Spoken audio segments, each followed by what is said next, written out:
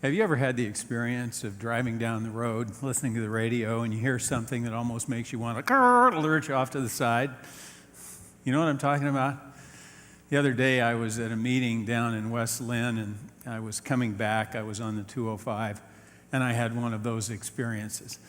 I was just listening, to it was the news that was on, and they were reporting stuff we're all pretty familiar with, like they were talking about the meltdown of the economy in Greece. I mean, how in the world long have we been hearing about this, right?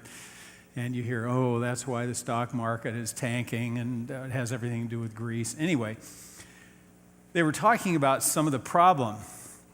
And apparently, one of the reasons why the European Union is struggling with bailing Greece out is because of some of the benefits that Greek people have. Now, maybe you have read about this stuff, but for instance, their retirement age is very low for their civil servants. It has been 58, where you could retire with all your benefits. And they have pushed it, I think, clear up to 61.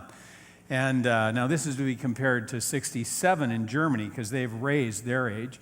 And so they're saying, what's up with this? And not only can you retire at 58 or 61, whichever it is, but you retire with 80% of your income for the rest of your life. That goes up by the year. And the Germans only get 70%. And so, in both cases, you're going, what? And but that's just kind of the way it is. And so I'm driving, doing fine on the road, just fine. And then the newscaster says, and it doesn't look like President Obama is going to be giving them any money.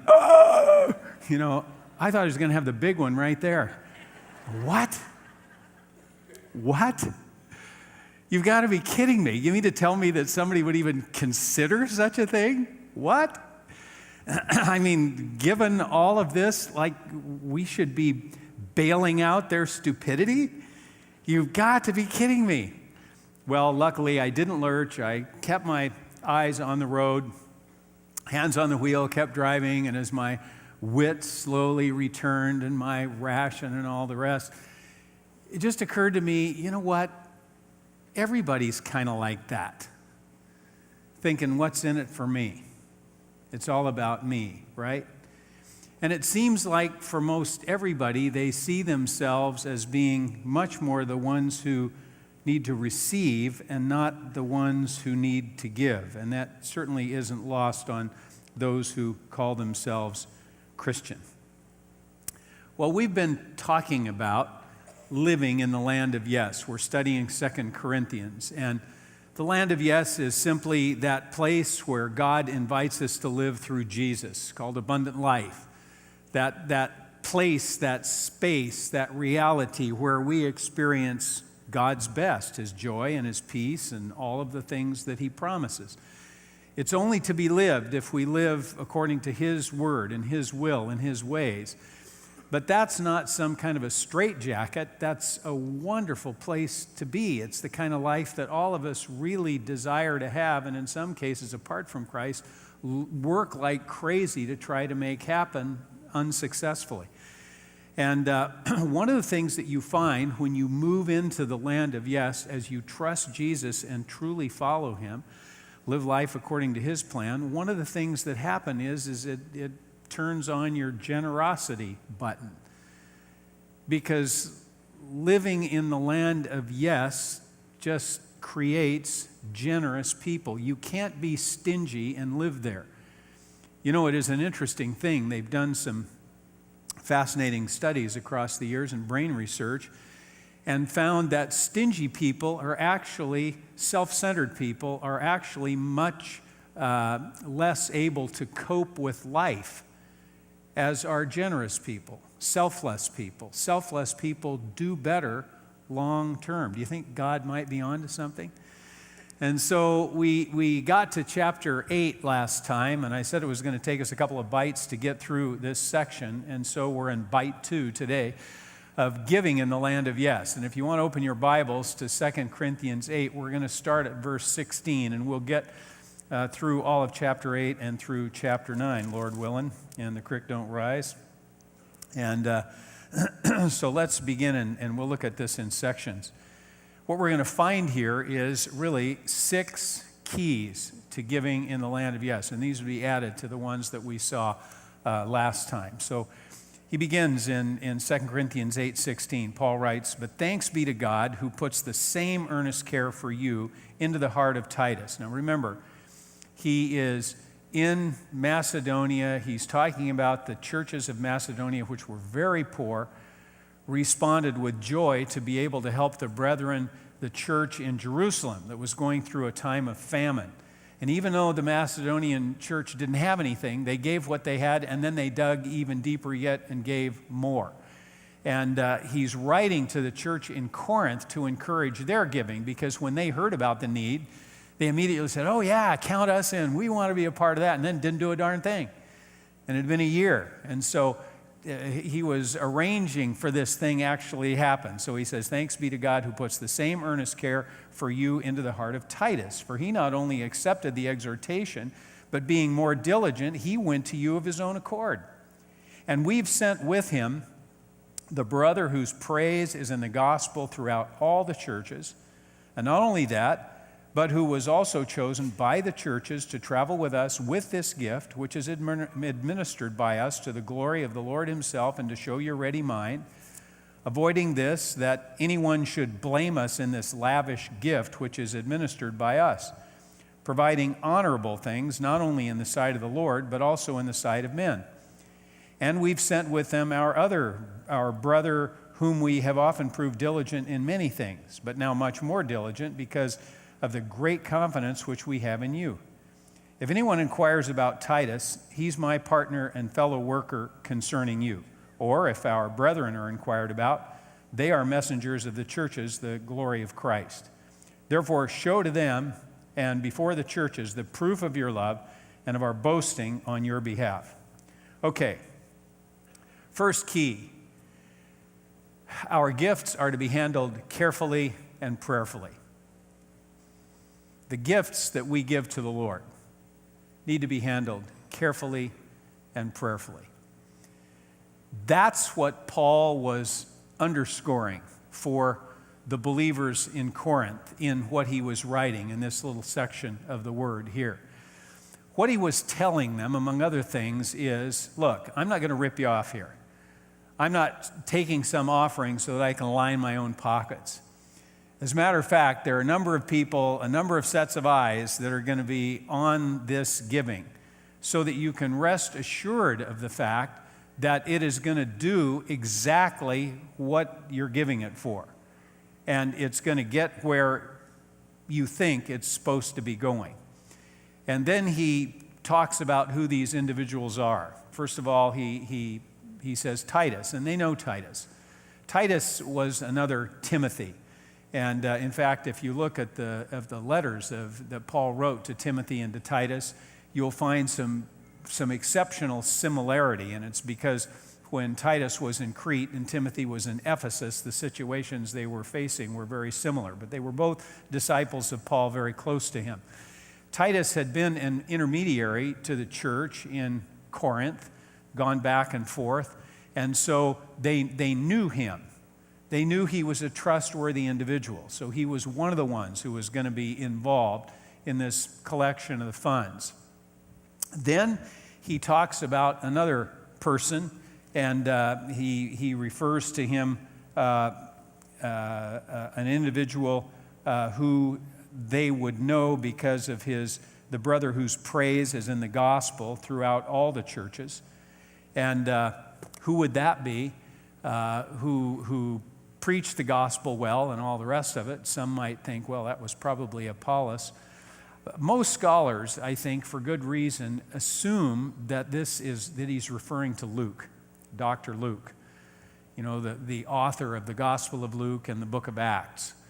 We know that Luke traveled with Paul significantly, and we know that he was highly respected in the churches. We know that he communicated the gospel exceptionally well, and it's a safe assumption, I think, to say that another person who was a part of that team was Luke. He also was a trustworthy individual. Now, we get to the third person, and he speaks about what's his name? our brother whom we have often proved diligent in many things. I personally love this. I think it's a great illustration of the aging mind. I don't think Paul remembered his name at that moment. And there's another guy, you'll love him. We all love him. Has anybody ever had that experience of forgetting somebody's name? Of course you have. And if you haven't, you're lying. And you're in church, and you shouldn't be doing that. But I think he just forgot his name. At the moment, it escaped him. It's no big deal. He's writing. He knows who the guy is. He knows all about it. He's a good guy. He's a guy who can be trusted, just like the other ones are. And he's going to be there, too, as a part of this team. And then ultimately, there was Paul.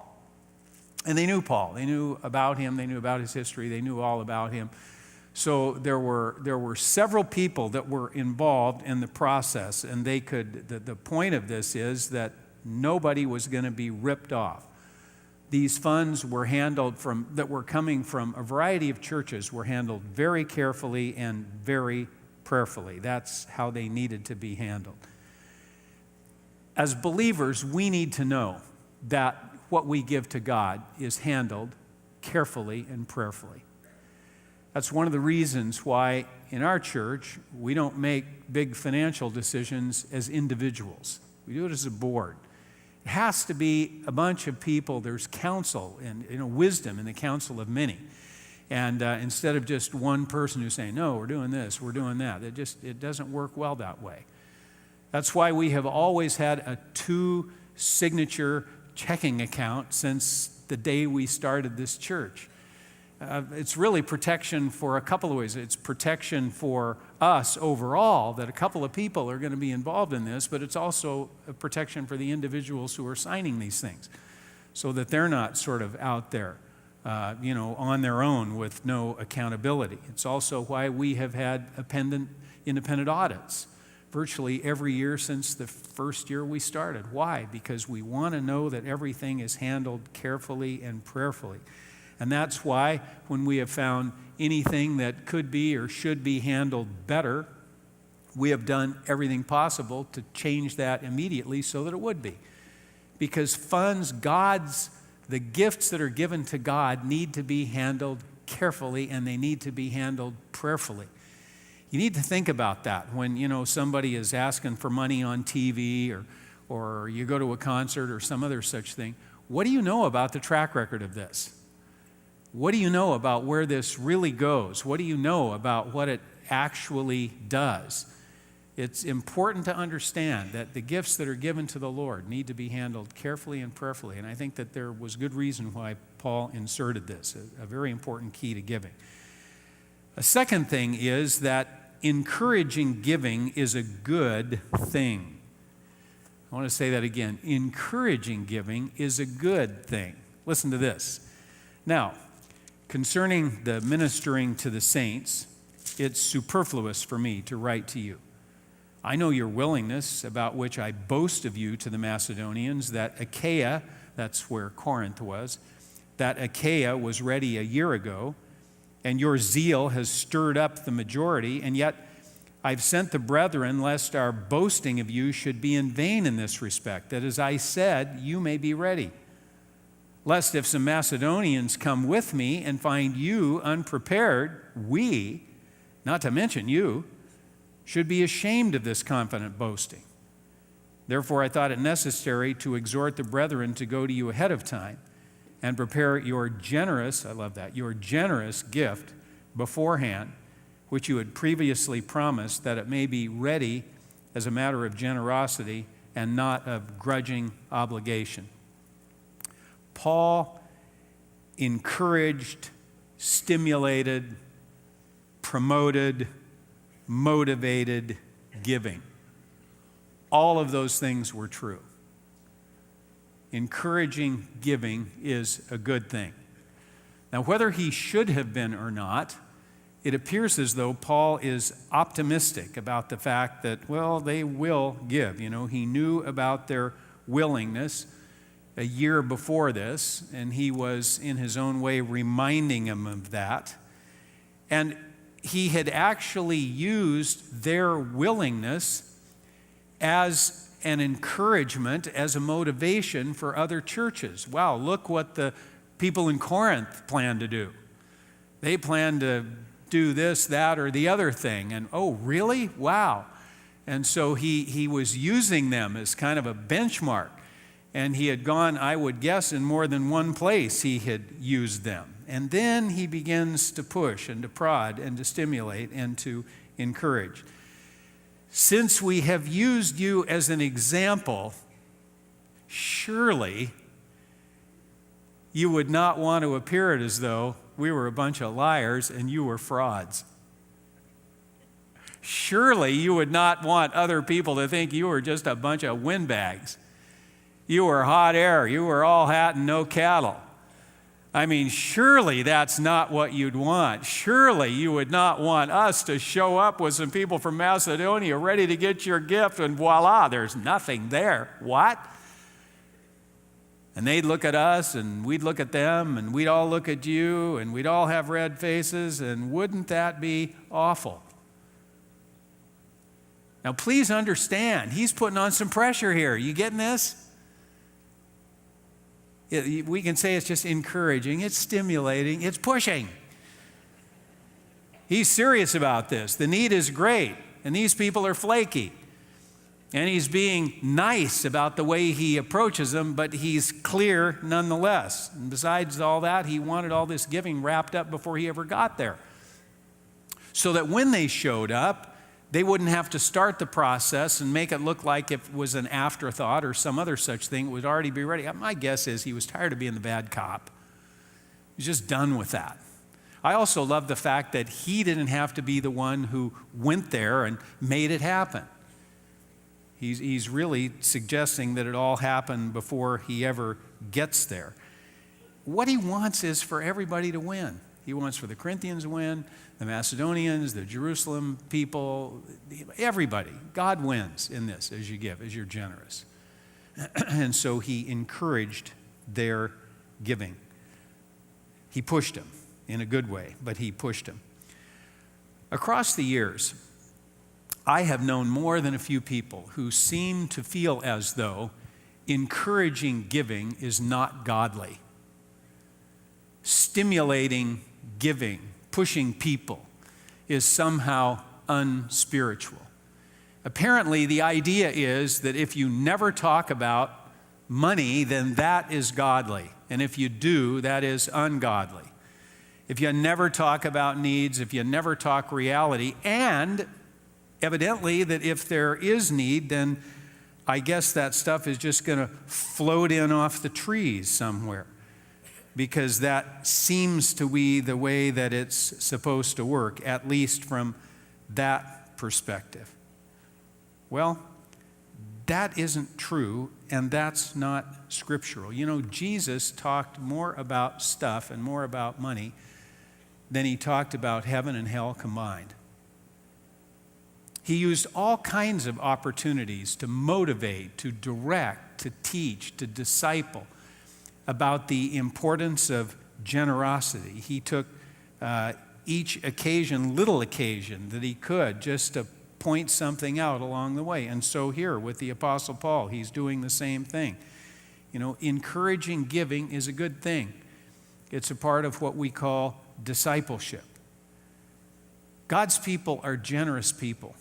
And you know, that's completely different from the world as we know it. Exactly as I started out, we are in a very self-centered time in history, exceedingly self-centered.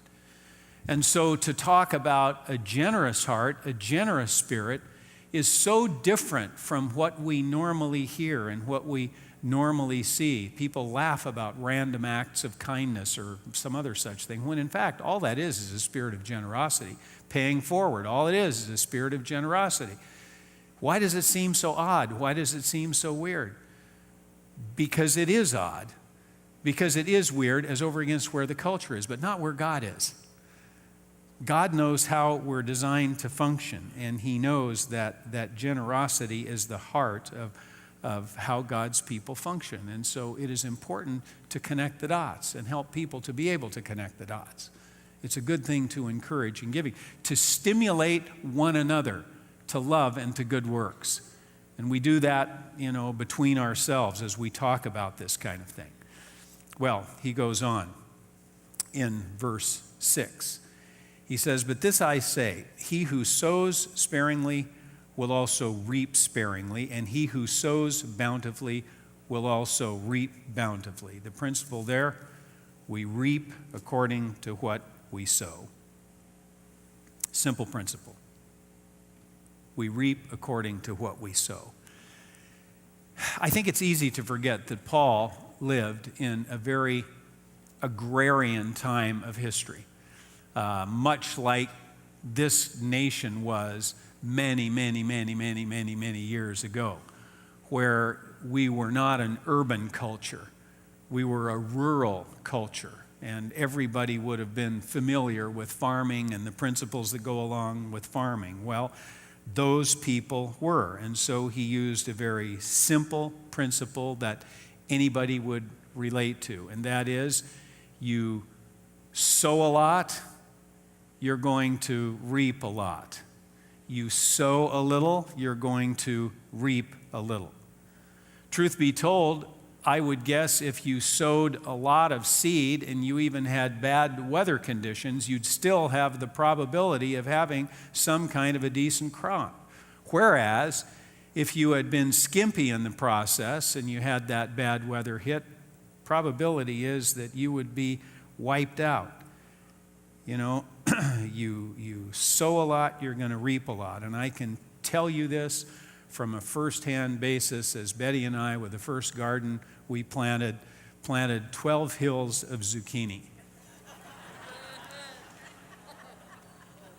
This principle is absolutely true, and I have lived it out in my life. If you sow a lot, you reap a lot, and it overtakes your neighborhood. This is exactly what Jesus said, isn't it? In Luke 6, you might just flip over to that for a second. Luke 6:38, "Give, and it will be given to you, full measure, pressed down, shaken together, running over, will be put into your lap.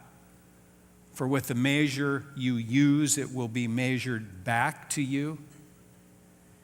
You got to wonder why so many people miss this. And so they live with a lottery mentality.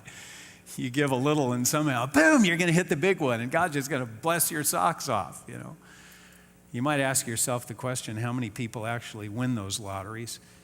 Or maybe people just assume that they know better than God does how this whole thing works.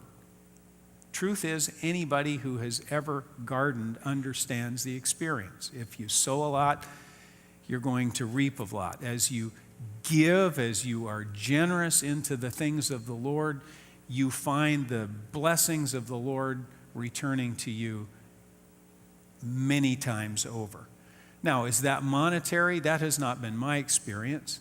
That, as you give X amount of dollars, you're going to reap X amount more of dollars. I don't know anything of that. I don't care of that.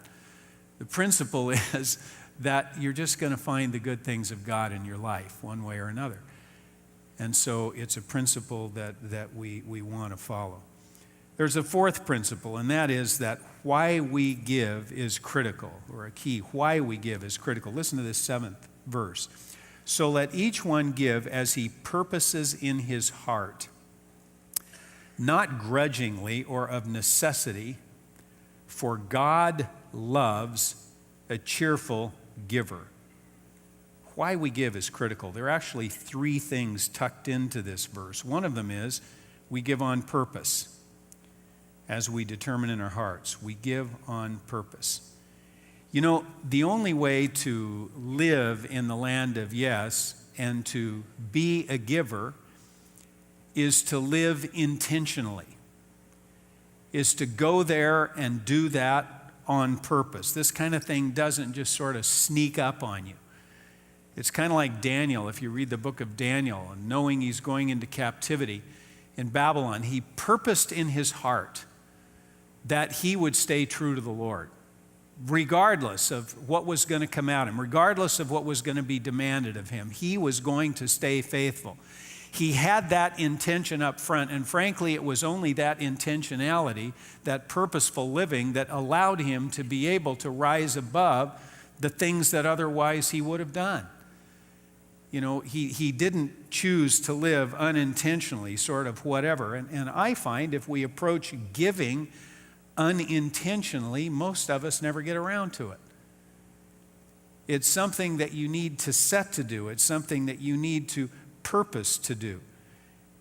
I found that it happened in my own life as I intended. And to be totally honest with you, when I started giving in a significant way, when I started tithing, giving 10% of the income off the top of my income to the Lord, I found that to be a challenge. I did not find that to be just some, oh yeah, no big deal. It was a huge deal to me. And yet, put God to the test and all this. Well, Lord, I don't want to be testing you and so forth. Test me in this. See if I'm not going to do what I say I'm going to do. Okay, fine. You take the baby steps and you realize, man, he's serious about this. He really is serious about this. And that's why for me, not because it's a rule or a law, it isn't for the believer, tithing. That's not the point. The point is it gives you a track to run on, some place to start. But you got to intend, you got a purpose in your heart, you're going to go there. Another thing that's in here is you don't want to give grudgingly or reluctantly or out of necessity. Grudgingly means simply reluctantly. It means out of pain or misery or with regret. You don't want to give that way. You also don't want to give out of necessity, and that is where you feel compelled by force. That is giving with a gun to your head. Give or God's going to just wipe you out. That's not, come on. If you give because you feel forced, well, I don't want to do this, but I'm going to do it anyway. My suggestion to you is go have a taco. Do something else with your money. God's not impressed. You're not going to find any blessing in that. That's not out of your heart. That's why that last thing that's in here is so critical, where it says, for God loves a cheerful giver. What that is saying is that we are to give hilariously. That's what that word cheerful is, hilaros in the Greek. It's the basis of our word hilarious. I mean, the idea isn't that you give, oh man, just start laughing. I'd love to see that, really, when the basket is passed, suddenly the whole church just erupts in laughter. Wouldn't that be something? But the idea is that you're excited about it. This is a good thing. I'm excited to be able to do this. I'm rejoicing in the opportunity that I have to be able to give. That's the Macedonian church. They were thrilled about being able to give. I think about the bazaar yesterday. This is just so cool. One of the Do Life groups, the Beating group, was just excited about giving everything they made to Love Now, not receiving any of this for themselves, giving every cent of it away. Now, is that not exciting? They were thrilled about it. God is thrilled about it. Everybody's thrilled about this. It's kind of the way that when Betty and I go to the Cornerstone auction every year, raising funds for the school. You should never have to have such a thing. You do. And so, how do we go to that auction? We go excited about blessing the school, period. What happens in the heart of so many people? They go to get a deal. Oh man, can you believe this? Here's a $2,500 vacation and I only paid $300 for it. Ain't that something? You piker. What are you thinking? You should have paid $5,000. You shouldn't worry about bringing anything home. Who gives a rip? That isn't why you're going there, to get a deal. If you want to get a deal, go to Walmart. Especially when they got the rollbacks going. And but not for this. It's a cheerful thing. Does this make sense? God loves a cheerful giver. Excited to be able to do this. Next thing is that God blesses us to be a blessing. It says here in verse 8, God is able to make all grace abound toward you, that you, always having all sufficiency in all things, may have an abundance for every good work. As it's written, he is dispersed abroad, he's given to the poor, his righteousness endures forever. Now may he who supplies seed to the sower and bread for food supply and multiply the seed you have sown and increase the fruits of your righteousness, while you are enriched in everything for all liberality. That's the reason, which causes thanksgiving through us to God. What's the key? God blesses us to be a blessing. God gives us everything we need to be blessed, and therefore everything we need to be a blessing. Figure it out. His grace abounds to us in Jesus, fresh every day. I hope you drank deeply of that already this morning. That you just took a little time to just bask in the grace of God. You are so good to me. You are so amazing. We, of all people, have been blessed by His grace. And He assures us that we have more than we need, that we might be a blessing to those around us. Just like the Macedonians, who appear to have had very little, and yet they blessed so greatly. Paul prayed for them and for us as well, therefore, to be well supplied. Why? So that we can be a blessing. Blessed to be a blessing. Are we blessed? I don't know about other nations, but I do know this. We are the only nation I know of where those who are considered low income have cell phones and cable TV.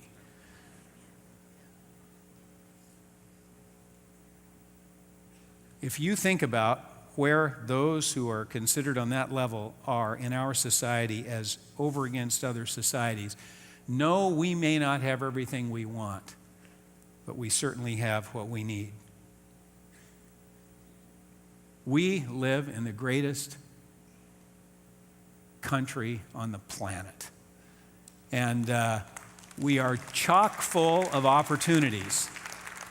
We have been blessed. Why? So that we can be a blessing. We just need to see that as a joy and go for it. Finally, you need to understand that giving honors God in all ways. For the administration of this service not only supplies the needs of the saints, but also is abounding through many thanksgivings to God, while through the proof of this ministry they glorify God for your obedience of your confession to the gospel of Christ, and for your liberal sharing with them and all men, and by their prayer for you, who long for you because the exceeding grace of God in you. Thanks be to God for His indescribable gift. As we give, we get to help one another, which honors God. We get to help those in the community and the world around us outside the household of faith, which honors God. We get to show God our love by our obedience to Him, which honors God. And as we find ourselves built up and encouraged by the responses of those who receive, it honors God. You see, in all ways, as we give, God is honored. Paul ends this chapter with something I think that he could have begun it with, but it is a most beautiful benediction. Thanks be to God for His indescribable gift of life now and forever in Jesus Christ. He has given us His best.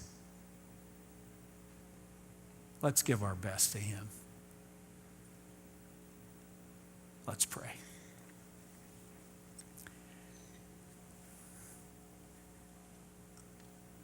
Lord, you have given us your best, and we're remiss, and so many times we don't even think about that. We don't even consider it. You get so wound up in our own challenges that we forget who is the Lord of all and who is the one who ever loved us with a love that was unfathomable to begin with. Forgive us, Lord. Forgive us. Thank you for your generosity, a generosity without which we would not have the means to life. We'd not have the means to freedom. We would not have the means to peace. We'd not have the means to assurance. We'd not have the means to security in such an insecure world. Lord, thank you for your indescribable gift. I would pray today that you would help us all to just take hold of your generosity. And Lord, as we do, that Spirit would be the Spirit that would be unleashed in us.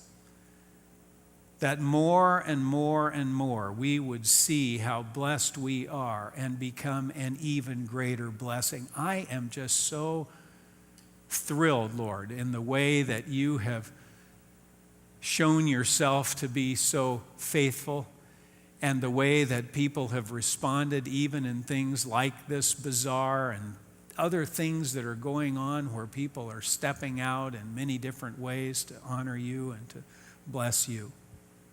And I thank you for the fact that it sets a pace for all of the rest, that we might all be like that. Lord, more than anything today, we thank you for Jesus, the one who has brought us here to this place, this day. And we thank you for the fact that it is his love that has reached out to people who so need life, people who are here today who didn't plan to be here originally. Did you change the time just for them? Did you make that girlfriend force them to come just because of your love for them? Whatever it was, Lord, they're here. And they know something's missing in life. They know that there's something more that needs to happen, but they've never been able to figure out how, where, what, when, why. And we know it's all about Jesus. That's why they're here today, to have the opportunity to put their faith in Jesus Christ and to find life in him, life now and forever. To let that baggage from life as it's been pass away, the old things gone, that this day all things might be made brand new as they put their faith in Jesus. As we remain in prayer right now, please respect this. If you are one who desires to put your faith in Jesus Christ here today, would you just raise up your hand right now? Say, I do want that. I want that new life in him. Just raise it up. I got you back there. Yeah, got you. Okay. Raise it up to high enough that I can see you, will you please? God bless you. I got you. Catch my eye if I'm not catching yours. Lord, thank you. Thank you, Lord, for those here today indicating the fact that they desire to know you, to know your life, and to step into that land of yes today. And thank you for the fact that as they're willing to confess you before men, it's all going to happen right here, right now, today. We bless you for that and for all you're doing in Jesus' name. And all God's people said, amen.